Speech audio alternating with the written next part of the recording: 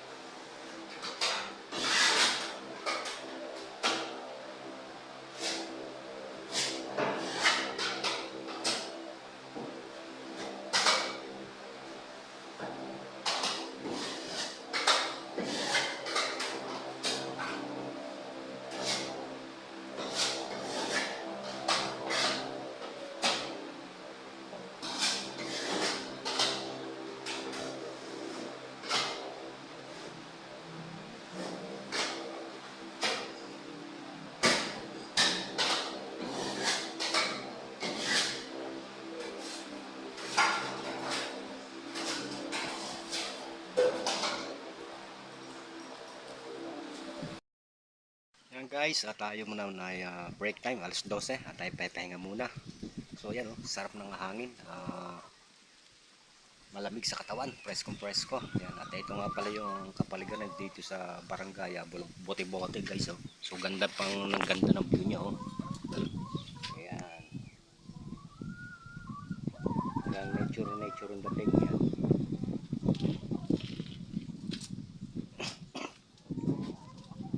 Yung ating kasama ayun nandun sa kubo at nagpapahinga naman. At mamaya ang balik natin mga 1 o'clock. So ito nga pala yung aming ginagawa na bahay dito. So pinipinturahan natin ang loob upang maging maayos naman at maganda yung labas, yung loob ng bahay. So yung labas na yan ay aayusin pa rin. So papalitan ng ibang kulay. Pati yung bubong ay pipinturahan din ng bago. Yan ang utos nung may-ari. So ano yan, tambay-tambay muna tayo rito at tayo muna ay magre-relax at pahinga muna. So wala tayong mahigang maayos-ayos kaya dito muna tayo sa labas. Ayan, oh. Ganda ng kapaligiran oh.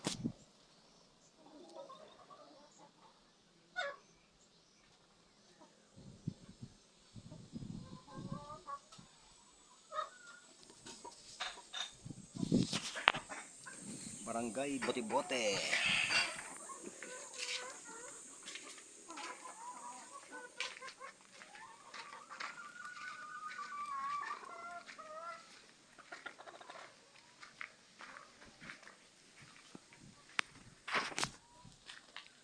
So ito nga pala ay ano rin mga ano niya, mga tubo rin guys, ayan o. At may kapit-bahay din sila rito, ayan. Ayan. Barangay Bote-Bote, Nasugbu, Batangas guys dito. At ito yung hanap buhay noong may-ari, yung mga hamba, pintuan ang mga ginagawa nila. So ayan, binibilad para maging maayos bago i-cleaner. At ito naman yung kanyang bayaw sa kabila. Ganda ng bahay oh. Ang ganda ng bahay. So ayan. So ito ating mga kasama, yun. Medyo relax muna sila. So dito muna tayo. Ikot-ikot muna tayo dito sa puno. Ayan.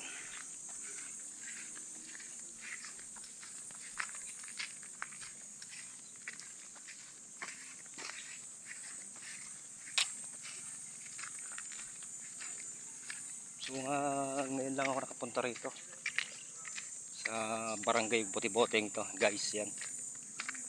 So ka-amazing naman kasi maganda yung mga tanawin dito. At doon daw sa babang yon ay mayroon ding ilog sa babang yan. So yan nga pala, may mga tanim na talong dito. Ayan oh, sili. Ayan oh, dami oh. Masipag magtanim. At okay naman dito, presko. Tsaka unang-una hindi masyadong marami ang bahay. At ano yata ito, magkakapatid. So ito nga palang bahay na ito sa bayaw ng may-ari na nagpapagawa sa amin guys. Yan, ikot-ikot muna tayo.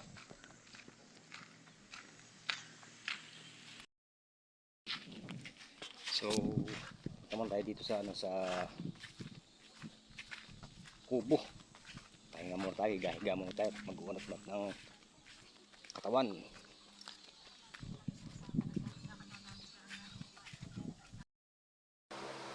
So ayan, ito tayo mamasin ng ating ceiling.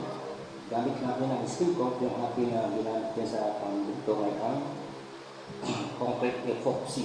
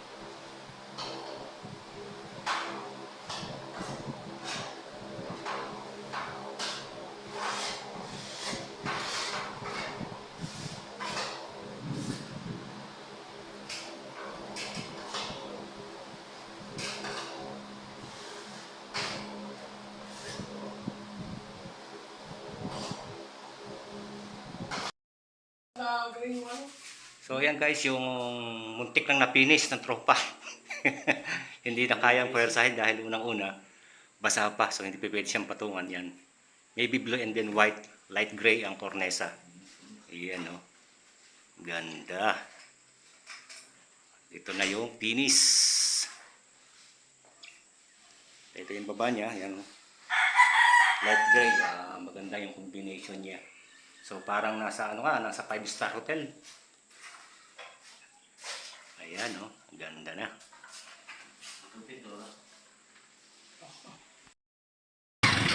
Yan, at tayo papauwi na. Halos lampas na ng alas 4, so bukas ulit tayo. At ito, uuwi na tayo. Masakit ang likod ni Kana TV Vlog. Bago sa tagal ng pahinga. So ayan oh. Ang ganda rito. Tahimik, wala masyadong kapitbahay. Dito lang medyo mas masamandaan. Yan, uwi muna tayo.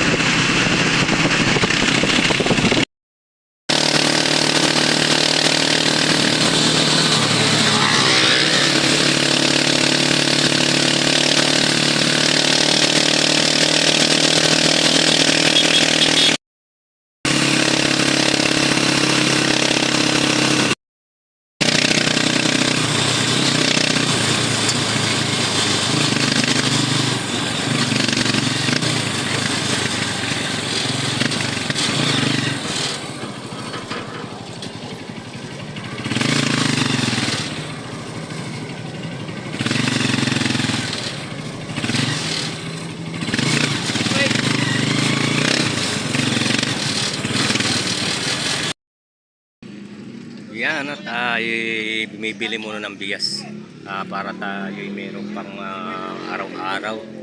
Yan. So dito nga pala yan ang location niyan guys sa sa Falico.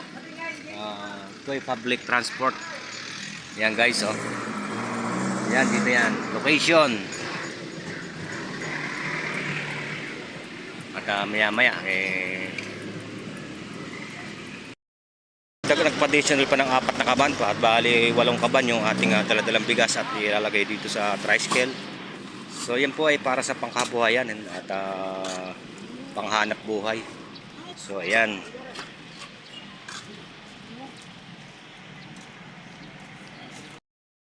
So ayan, palis tayo bali 8 kaban yung. Ayan guys, hanggang dito na lang ating video. Sana may nagustuhan nyo ang ating video. Pakisubscribe na lang po ang ating channel na Kana TV Vlog. Yan, don't forget to like and share and follow. Subscribe to my YouTube channel. Yan guys, hanggang dito na lamang.